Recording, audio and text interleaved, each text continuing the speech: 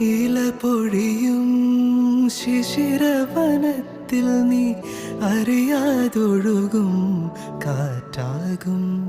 നിൻ മൃദുവിരലിൻ സ്പർശം കൊണ്ടൻ പൂമരമടിമുടി തളിരണിയും.